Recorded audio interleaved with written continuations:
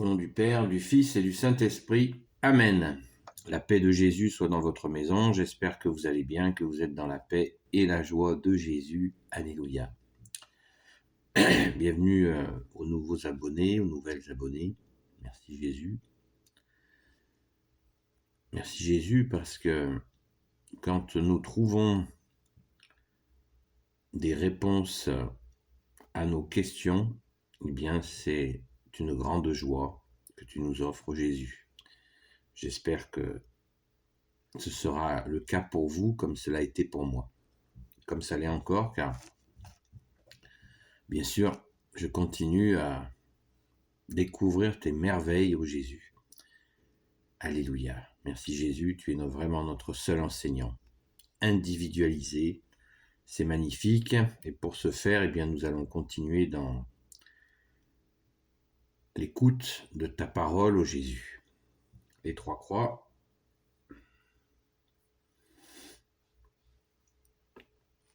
Saint Évangile selon Saint Luc. Le fameux fils prodigue. Le fils prodigue. Jésus dit encore, « Un homme avait 2 fils. Le plus jeune dit à son père, « Père, donne-moi la part du domaine qui me revient. » Et le père leur partagea son bien. Le plus jeune fils ramassa tout et partit peu après pour un pays lointain où il dépensa son héritage dans une vie de désordre. Quand il eut tout dépensé, une grande famine s'abattit sur ce pays et il commença à manquer de tout. Il alla donc se mettre au service d'un des habitants du pays qu'il envoya dans ses champs pour garder les cochons. Là, il aurait bien voulu se remplir le ventre des caroubes que mangeaient les cochons. Mais à lui, personne ne lui donnait rien. Il entra alors en lui-même. « Combien d'ouvriers de mon père, se dit-il, ont du pain plus qu'il n'en faut, et moi ici je meurs de faim. Je vais me lever, retourner vers mon père, et je lui dirai, « Père, j'ai péché contre le ciel et devant toi. Je ne suis plus digne d'être appelé ton fils. Mais prends-moi comme l'un de tes ouvriers. » Il se mit donc en route et retourna chez son père. Quand il était encore loin, son père l'aperçut et fut pris de pitié. Il courut se jeter à son cou et l'embrassa tendrement. Le fils alors lui dit, « Père, j'ai péché contre le ciel et devant toi, je ne suis plus digne d'être appelé ton fils. » Mais le père dit à ses serviteurs, « Apportez vite la plus belle tunique et habillez-le, mettez-lui un anneau au doigt et des chaussures aux pieds. Allez chercher le veau gras et tuez-le, car il nous faut manger et faire la fête. Mon fils que voici était mort, et il est revenu à la vie. Il était perdu, et il est retrouvé. » Et ils commencèrent à faire la fête. Le fils aîné était aux champs, mais il finit par rentrer. Comme il approchait de la maison, il entendit la musique et les danses. Il appela l'un des garçons et lui demanda ce qui se passait. L'autre lui répondit, « C'est ton frère qui est arrivé, et ton père a tué le veau gras, car il l'a retrouvé en bonne santé. » Il se mit en colère. Comme il refusait d'entrer, son père sortit pour l'en prier. Mais il répondit à son père, « Voilà tant d'années que je te sers sans avoir jamais désobéi à un seul de tes ordres, et à moi tu ne m'as jamais donné un chevreau pour faire la fête avec mes amis. Mais lorsque revient ton fils, que voilà, celui qui a mangé toute ta fortune avec les prostituées, tu fais tuer pour lui le veau gras. » Le père lui dit, « Toi, mon enfant, tu es toujours avec moi, et tout ce qui est à moi est à toi. » C'est maintenant qu'il fallait faire la fête et se réjouir, car ton frère que voilà était mort, et il est revenu à la vie. Il était perdu, et il est retrouvé. Merci Jésus pour ta parole. Alléluia. Béni soit le Père, le Fils et le Saint-Esprit. Amen. Donc, Saint Matthieu, chapitre 15, versets 11 à 32. C'est magnifique. C'est la joie. Comment ne pas être joyeux en écoutant cette parabole, sachant que bien d'entre nous ont vécu. Ce fut mon cas. Merci Jésus. Le retour de l'enfant prodigue. Merci bien-aimé Jésus. Sois béni Jésus dans tes anges et dans tes saints. Une grande émotion pour cette parabole absolument touchante pour celles et ceux qui ont été voir l'herbe plus verte, qui croyaient que l'herbe était plus verte ailleurs et qui se sont plantés. Mais Jésus n'a pas dit son dernier mot pour ceux qui se sont trompés. Merci Jésus, seul Sauveur, seul Rédempteur. Alléluia. Dans cette parabole, sois béni Jésus dans tes anges et dans tes saints. Dans cette parabole, vous avez vu, c'est la 3e en 3 jours, où une histoire, Jésus nous raconte une belle histoire, qui n'est rien d'autre qu'une conscience de la vérité, une explication toute pédagogique, toute magnifique, de douceur pour comprendre que Jésus, tu es doux et humble de cœur, et que tu es venu chercher ceux qui étaient perdus. Oui, ceux qui étaient perdus. Merci Jésus, alléluia. Nous en prenons jamais assez conscience parce que des fois, quand nous avons des témoignages de gens qui ont été récupérés par Jésus, ce qui fut mon cas, merci Jésus, eh bien c'est une splendeur de voir cela, et moi je suis toujours émerveillé d'entendre des témoignages extraordinaires. Comment Jésus tu as fait pour rattraper telle ou telle personne, sauver telle ou telle personne. Seul sauveur, Jésus veut dire Dieu sauve. L'Emmanuel veut dire Dieu avec nous. Merci Jésus, roi des rois. Amen. Merci bien-aimé Jésus. Est-ce qu'il est utile de commenter cette parabole? Car nous avons dans cette parabole toute l'explication de l'attitude du Père, de Jésus, qui nous a offert le libre arbitre. Nous pouvons nous perdre, mais il attend. Il attend. Le Père attend. Et il a envoyé son Fils unique, Jésus, pour récupérer ses enfants et les ramener à sa maison, les ramener au royaume des cieux. Peut-être pouvons-nous évoquer la question de ce frère qui est resté dans les clous, comme on dit, qui est resté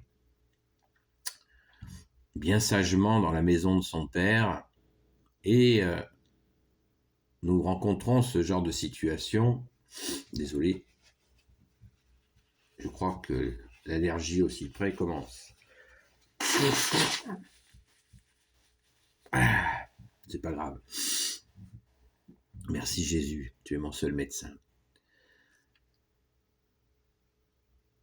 Le Père, je vous disais, le Fils, qui reste, qui ne s'en va pas, qui reste bien sagement à la maison du Père, qui travaille sans relâche, qui n'a jamais désobéi, eh bien, le voilà, cet homme qui est plein de qualités, n'en doutons pas. Voilà cet homme qui tombe dans un jugement terrible, et nous ne le jugeons pas de juger, juste pensons à cette personne, à ses qualités de travailleur, d'obéissance. Il obéit à son père. Qu'est-ce que ça veut dire? Voilà, vraiment, il obéit à son père. C'est beau. Et à côté de ça, donc son deuxième fils a pris la poudre d'escampette pour aller gaspiller sa part d'héritage. Jusqu'au moment où il s'est rendu compte que cette désobéissance, ce choix de la facilité, eh bien, l'a amené au chaos, l'a amené jusqu'à mourir de faim, ce qui veut dire que voilà, il ne pouvait pas se nourrir. Il ne pouvait pas se nourrir, on peut même l'imaginer aussi spirituellement. Il gardait les cochons, dit-on, donc ça veut dire qu'il était il était parti loin de ce monde hébreu. Les Hébreux n'élevaient pas de cochons, pensons toujours au contexte. Et il devait être donc dans un secteur où il y a de l'élevage de cochons, donc où la foi juive ne devait pas être, ça ne devait pas être dans un endroit où la foi juive était dominante. Il n'avait pas à manger, il ne pouvait même pas manger, donc quelque chose aussi qui est frappant dans cette histoire magnifique, merci Jésus, c'est que il rentre en lui-même, nous dit la parabole. Alors, imitons ce fils prodigue, qui rentre en lui-même, parce que nous avons dans nos vies plein d'occasions, de moments, et nous pouvons le faire uniquement par la grâce, bien-aimé Jésus, c'est le retour en soi. Ce mot, tartinons souvent ce mot à l'excès ce mot de méditation. Et je trouve que cette appellation de Jésus est bien meilleure. Il rentre en lui-même, nous dit la parole. Il rentre en lui-même, c'est magnifique. Seul Jésus peut nous permettre de rentrer en nous-mêmes pour nous interroger, comme on dit dans le bon langage populaire, se poser les bonnes questions. Et c'est ce qu'il fait, ce gars, le fameux fils prodigue. Il se pose les bonnes questions. Alors posons-nous les bonnes questions, et pour nous poser les bonnes questions, eh bien, il nous faut le seul enseignant que tu es, Jésus. Se poser les bonnes questions. Et il se pose les bonnes questions, et il décide, et c'est ce moment clé magnifique où il décide de lâcher son orgueil. Vous savez, l'orgueil, on dit, en autre proverbe qui dit, l'orgueil est le commencement de la chute. Et ce gars, il lâche son orgueil, il se dit, voilà, j'ai déconné, j'ai péché contre le ciel et devant mon père, son propre père. Waouh! Il est conscient de sa faute, voilà, qu'il a choisi la facilité, il part avec un pécule et il va cramer son pognon et jusqu'à ce qu'il n'ait plus rien, pour se rendre compte qu'il s'était fourvoyé, tout simplement. Je pense que tout le monde l'a compris. Mais l'important, c'est de lâcher l'orgueil, ne pas s'entêter, comme on dit. S'entêter, on peut m'imaginer s'entêter, c'est se mettre à faire le bébé, la tétée. Là, il devient adulte. Il réalise qu'il a péché contre le ciel, contre l'organisation du ciel sur la terre et contre son propre père. Il a péché, il a fauté, il a dilapidé l'argent au lieu de rester bien tranquillement chez son père qui le nourrissait, bien sûr physiquement, mais là on comprend, c'est une parabole de notre bien-aimé Jésus, spirituellement. Il avait la nourriture spirituelle qui allait avec, mais il ne l'avait pas compris. Et quand nous n'avons pas compris, eh bien nous faisons n'importe quoi. Voilà. C'est pour ça que Jésus est venu, pour nous donner la bonne compréhension, seul enseignant. Merci Jésus. Et le fils qui lui-même était donc lui le bon gars quoi, comme on dit, eh bien il s'égare aussi dans un orgueil qui consiste à rejeter, à juger. Vous comprenez pourquoi? Nous comprenons pourquoi, moi aussi bien sûr, pourquoi Jésus nous interdit de juger. Parce que quand nous jugeons, nous nous trompons, tout simplement. Nous nous trompons nous-mêmes et nous trompons les autres. Il juge ce frangin, son seul frère, qui s'est barré, voilà, avec l'argent. Et il y a de bonnes raisons d'être en colère, bien sûr, ne le jugeons pas. Mais c'est quand même un jugement.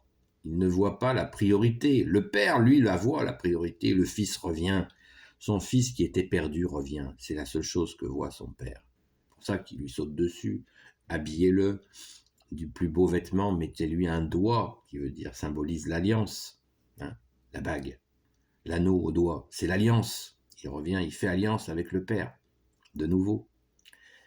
Vous avez compris. Et il dit de tuer le veau gras pour lui, car c'est le symbole, voilà, de son retour. Il festoie, il danse, et c'est magnifique. Et le frère ne veut pas se réjouir. Le bon gars, le frère, le premier fils, ne veut pas se réjouir, parce qu'il est tout simplement en colère. Et Jésus nous interdit non seulement le jugement, mais la colère. Et il faut que ce soit le père qui vienne le chercher pour lui dire, allez, détends-toi, réjouis-toi avec moi. Waouh. Et oui. Parce que il était perdu, il est retrouvé.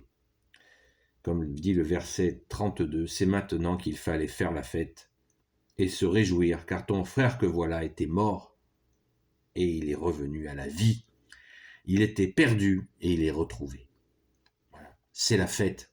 C'est pour ça que dans une autre parole magnifique de toi, bien-aimé Jésus, tu nous dis, il y a plus de joie dans le ciel quand un pécheur revient que quand une centaine de sages sont en train de prier, quand 99 sages sont en train de prier le Père. Voilà, tout est dit. Merci Jésus. Et cette histoire, ne croyons pas que ça soit une histoire, c'est bien réel. Il y a beaucoup d'enfants prodigues qui sont revenus et Jésus, avec son Père et l'Esprit Saint, attend tranquillement tous les enfants prodigues qui continuent à revenir et dont les faisons-leur la courte échelle, merci Jésus, aidons-les à retrouver Jésus, le Fils unique, le seul Messie, le seul Sauveur pour l'éternité. Amen, qui les ramène au Père, qui nous ramène au Père, car nul ne va au Père sans passer par toi, ô Jésus. Alléluia. Béni soit le Père, le Fils et le Saint-Esprit. Amen. Ô Jésus, toi qui peux tout et qui portes tout, toi le Sauveur, toi l'Emmanuel, je te confie toutes celles et ceux qui regarderont cette vidéo ainsi que leurs proches selon ta sainte volonté. Sainte Marie, Reine des cieux, toi l'Immaculée Conception, toi qui écrases le serpent, toi qui as la lune sous tes pas, toi notre Mère, Notre-Dame, Saint Joseph, toi le juste et le saint, toi le sage, toi la terreur des démons, toi le saint gardien de la Sainte Église catholique apostolique, Sainte Marie-Madeleine, notre chère sainte patronne, et vous tous les saints et saintes amis de Jésus, Saint Michel Archange qui est comme Dieu, Saint Gabriel Archange, Saint Raphaël Archange et tes anges guérisseurs, et vous tous les anges qui servez Jésus, je vous confie toutes celles et ceux qui regarderont cette vidéo ainsi que leurs proches selon ta sainte volonté, ô Jésus. La paix de Jésus soit dans votre maison. Je vous dis à très vite. Je vous rappelle donc que c'est l'Évangile selon saint Luc, chapitre 15, versets 11 à 32. Cet évangile est absolument extraordinaire. Enfin, cette parabole est extraordinaire, comme tout l'évangile, bien entendu, mais nous voyons que ces petites histoires sont les histoires de nos vies, où Jésus, dans la douceur, nous explique toute la spiritualité, mais bien concrète, bien incarnée, bien réelle, pour nous ramener. Jésus est prêt à tout entreprendre pour nous ramener à son Père, au royaume des cieux. Et rappelons-nous encore Jésus qui nous dit: «Vous ne pouvez rien faire sans moi». Ne l'oublions pas. Merci Jésus.